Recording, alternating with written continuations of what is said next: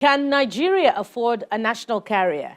And was the much-touted Nigeria Air, launched on the last day of the Muhammadu Buhari administration, a private sector-driven flag carrier or a fully owned national carrier?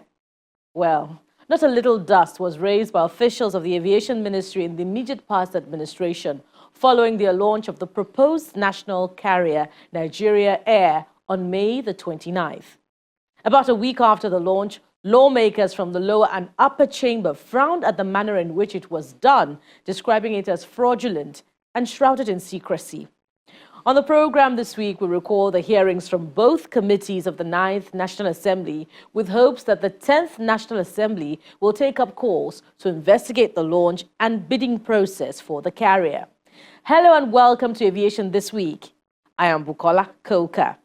Following the classification of Nigeria Air as illegal and shoddy by both the Senate and House of Representatives committees of the 9th Assembly, our background report seeks to bring to the fore some of the pressing issues raised by the legislative arm of government. These are officials of the Ministry of Aviation and the interim management of Nigeria Air. They are before the Senate Committee on Aviation to answer questions on the status of the nation's national carrier, Nigeria Air, which was unveiled during the twilight of the Buhari administration. But questions have been raised about the whereabouts of the aircraft and the status of the airline after some Nigerians traced the aircraft, noting that it returned to Ethiopian Airlines service. These senators have strong words for the representatives of the Aviation Ministry over the manner Nigeria Air was launched. The Nigeria Air project. The issue was shrouded in secrecy to the extent that it was fraudulently displayed as a new national carrier, contrary to the extant court order and international rules that strictly guided airline operations. This indeed was an embarrassment to the committee. Why will you, for whatever reason, having an interim MD, be in a hurry to unveil a national carrier on the last day of your administration? Why? But the interim managing director, Nigeria Air, says the airline was unveiled at the time it was to prove to Nigerians that the project is not a fluke. The aircraft that came in and left was a legitimate charter flight.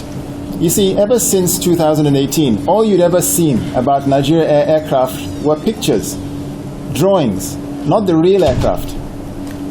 And we felt it was time to show what the real aircraft would look like.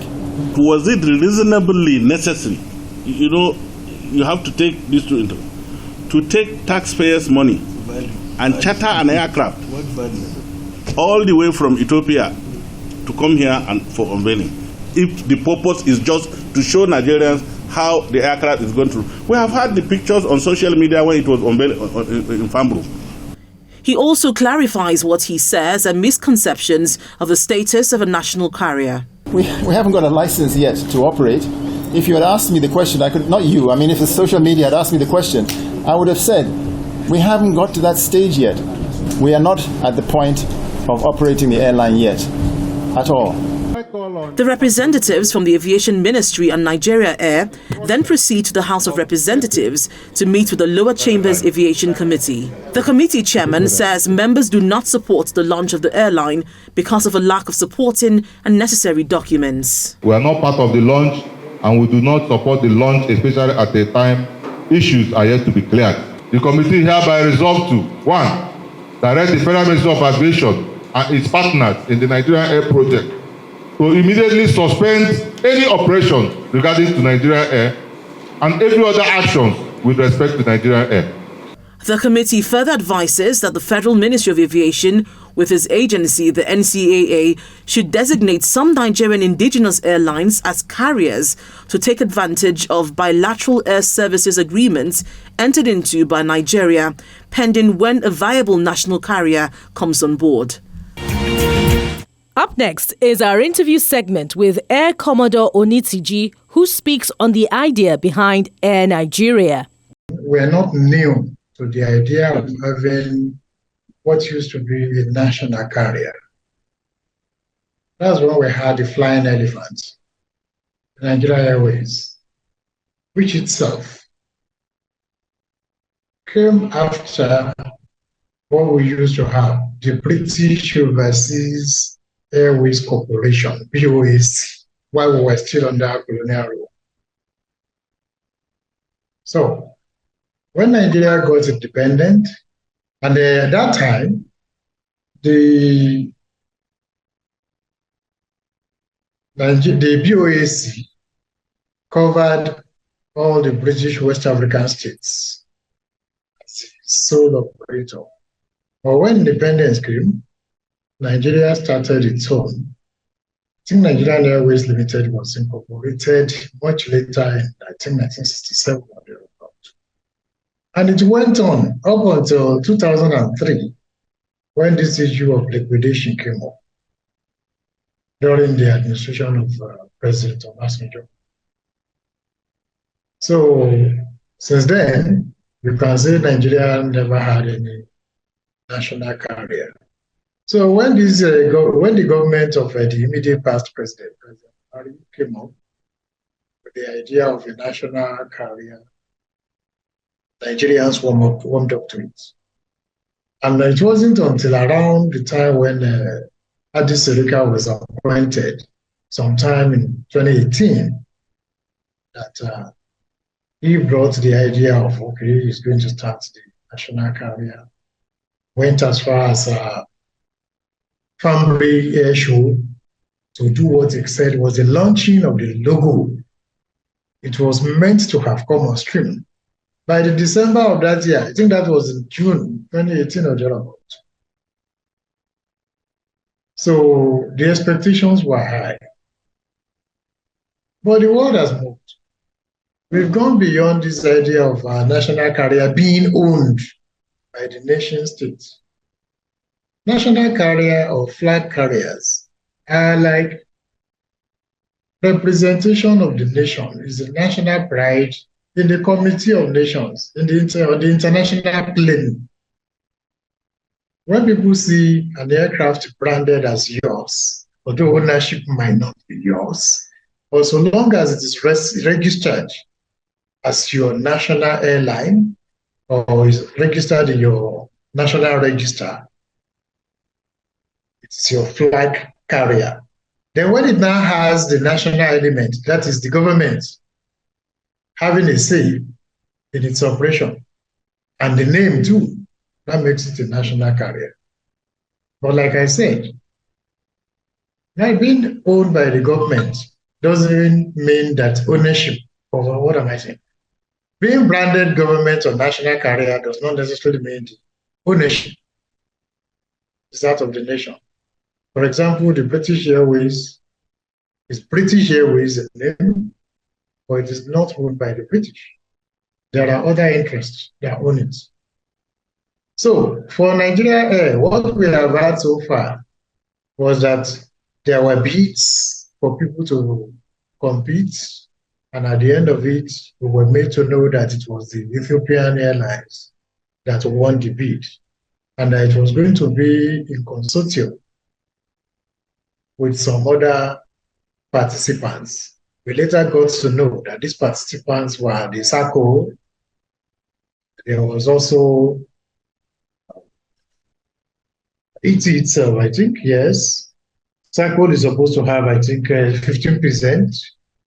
And MRS also has 15%. And the government was to have, through the Ministry of Finance Incorporated, it was to have 5%. But then all those amounts to about 84%. You now ask, well, where is the shortfall? That one is still in the dark. Nobody knows it. So I don't know. For that one, we are still having that challenge. Then the issue of launching, is it unveiling, as the minister later came up to say it was? Came up. Some people were saying this is not Nigerian aircraft, that it was an Ethiopian aircraft registered in its name. And the minister later came up to admit that yes, it was a chartered flight, that anybody could charter a flight. And that what they had was to showcase or to show you what the logo will be on an aircraft.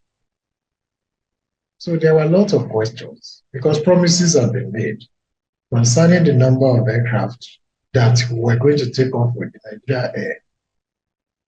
All this because Nigerians did not see that. They felt maybe it wasn't genuine or that it was fraudulent on the part of the Ministry of Aviation.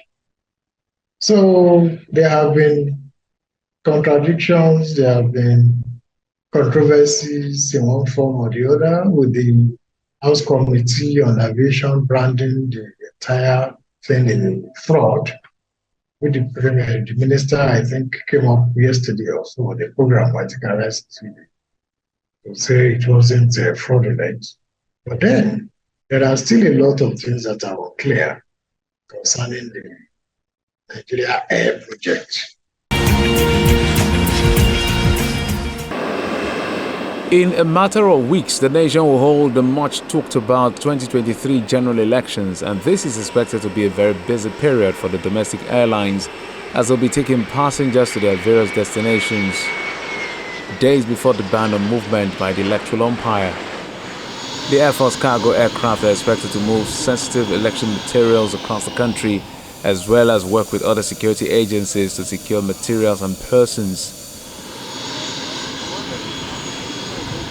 Already, the Nigerian Air Force has taken delivery of a refurbished C-130H aircraft with registration number NAV 918. This aircraft is the third PDM of C-130H aircraft successfully refurbished in the country.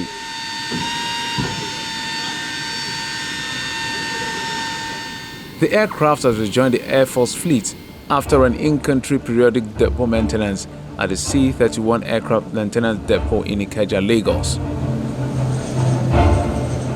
The Lockheed C-30 Hercules is a 4-engine turboprop military transport aircraft used by other national military formations as gunship for airborne assault, search and rescue missions, scientific research support, aerial refueling, maritime patrol, and aerial firefighting. Over the years, this type of maintenance is usually carried out abroad in facilities of different maintenance repair organizations. Speaking on the successful completion of the maintenance, the representative of the Chief of Air Staff noted that the refurbished heavy aircraft platform will improve the operational efficiency of the Nigerian Air Force in fighting all forms of crimes, especially as elections draw close. Government will continue to acquire additional aircraft to boost the Nigerian Air Force capabilities for airlift, intelligence surveillance, and reconnaissance, ground attack, advanced jet training, and combat multi-role helicopters. As you might have observed, we have continued to fund training of personnel both locally and internationally.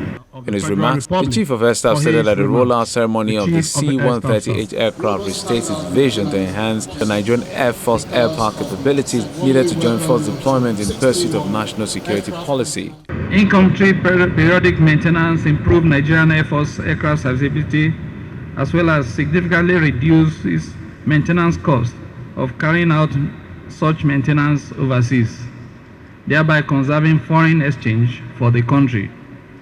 It also progressively enhances our aircraft hangar facilities, as well as exposes more of our aircraft maintenance technicians and engineers to requisite expertise and high-quality maintenance practices at affordable cost.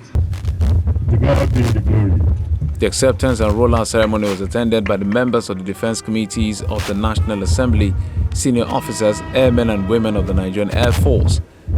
With this addition to the flight assets of the nation, security watch before, during and after the elections remain an imperative factor for Nigerians, one the government and other sister agencies in Nigeria should strive to keep up with to aid reduce the state of insecurity and management of national assets moving forward. It's time now for a break, but when we return, we'll bring you News Flash, which captures the high points of the immediate past administration in terms of infrastructure development in the aviation sector. Stay with us. Welcome back. In anticipation of the new administration's policy disposition towards the aviation sector, News Flash this week highlights some projects of the previous administration. Lagos State, also known as the Center of Excellence and the Economic Nerve Center of the Federal Republic of Nigeria, is both the most populous and smallest in area and landmass, sitting on about 3,577 square kilometers. For the authorities, attaining specific environmental information is imperative to human development and national interest, especially now that the general election is days away and the national census also expected later in the year. To further aid the interests of the Lagos State government to ascertain the specific land area, this Sena 406 aircraft, currently stationed at the Dominion hangar of the Murtala Mohammed Local Airport Ikeja, will undertake the aerial surveillance of the state. The Lagos State officials inspect the aircraft ahead of the mapping and update of the Lagos State spatial data infrastructure for the Enterprise Geographic Information System project. Very simple operation, effective. With the inspection done, the aircraft engineer gives a brief description of its features. But this one in particular is meant for urban photography. Basically what it does is it captures images,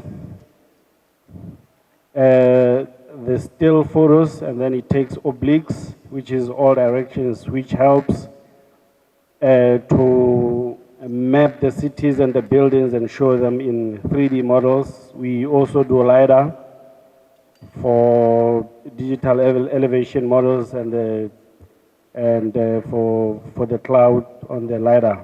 The government believes that the aircraft will easily aid its objective of aerial surveillance accuracy for the state.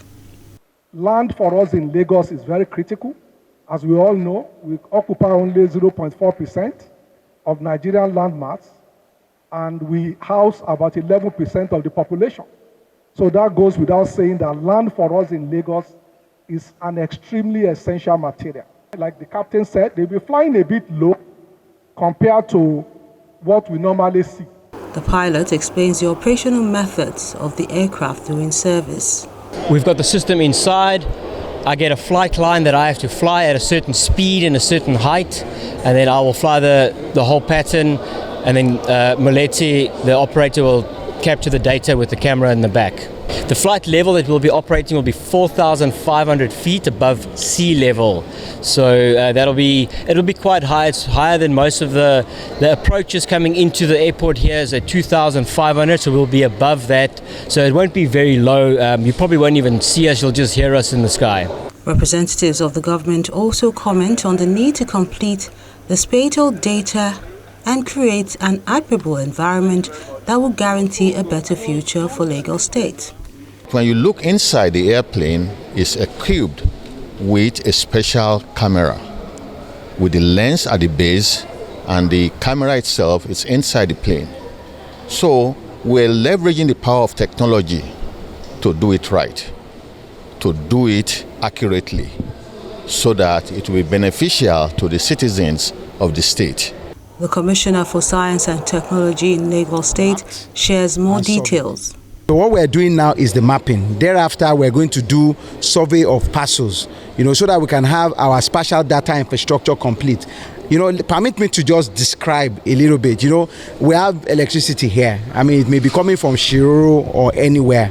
However, the citizens don't really care where the electricity comes from. They just want to have electricity. So for users of EGIS or for users of GIS, when they go on our platform, they really don't care about where the spatial data infrastructure has come from. So this is part of the process. So this is infrastructure you build for you to have a GIS that you can manipulate to have a computerized land information system. The mapping exercise comes with numerous benefits for the state, as it makes data available for planning and provision of more infrastructure for residents, who have been advised to remain calm when they see an aircraft at low altitude, as the Sena aircraft is being deployed to update the database of physical structures and pathways, with the aim of developing better services for Lagosians and Nigerians. And on the foreign scene today, we'll take a look at the effects of the Canadian wildfires, which have caused days of disruption in air travel in New York. The shroud of polluted air emanating from Canadian wildfires pushed further down the Atlantic seaboard on Thursday, June 8, blanketing Washington, D.C. in an unhealthy haze and promoting many residents of the nation's capital to stay indoors. I've been here for 25 years. I've never, ever seen it anywhere close to this before. This is really amazing. And these fires are just raging. And so, yeah, I do think it's part of the climate problem that we're experiencing. Traffic was light and trains less crowded than usual, as many companies in the city told employees to work from home. Some non-essential municipal services were suspended, including parks and recreation, road construction, and waste collection. Longtime resident Neil Wood ventured out, but not for his usual walk around the city. I'm not doing long 90-minute morning walks like I usually do, simply because I think the elevated heart rate and accelerated breathing is not going to be good for me, speaking as a 69-year-old person with some coronary issues. It smells, but it's not overpowering. I can deal with it, but it's ruining my photo moment. I cannot see the Capitol building, and this would be a wonderful shot down the street there. No, I don't think so. Time's too short. There's too much to see, too much to do. So, inconvenience, but not nothing you can't overcome. The Washington Nationals baseball team called off its home game, while the National Zoo shut down for the day. The Biden administration postponed its Pride Month event, which had been expected to be the largest celebration for LGBTQ+ people in the White House's history. It was the first case of wildfire smoke blanketing the U.S. Northeast in more than 20 years, according to private forecasting service AccuWeather. Government data showed air quality readings above the hazardous level in Washington on Thursday morning. Vendors setting up their stalls at downtown Washington's weekly farmers market expressed misgivings about the potential health consequences. It's really bothering because I got asthma, so I gotta wear a mask, and I still gotta work because they gotta keep money. Are you feeling it, like, you know? A little bit. Throat is like hurting. Yeah, I would ask for a day off if it keeps going for a couple more days.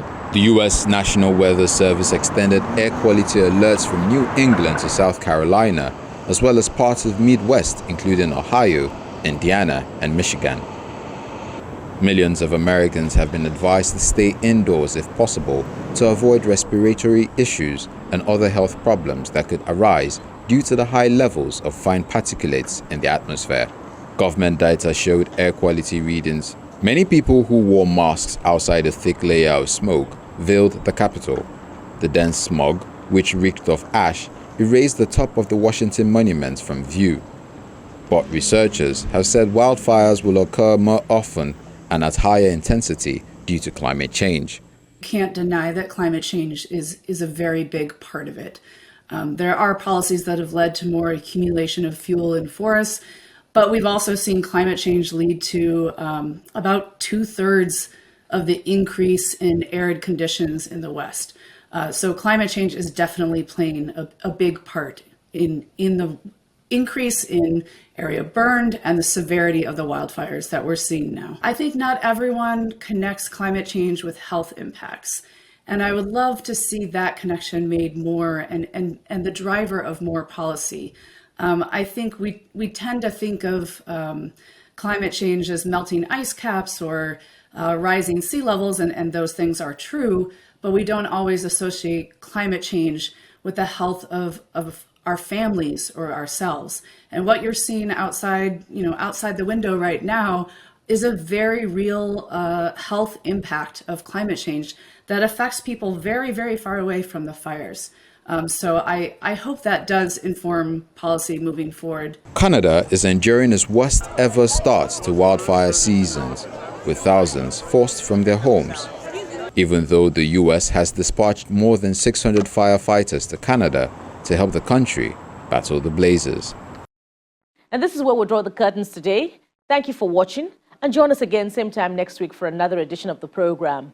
I am Bukola Koka. Bye for now.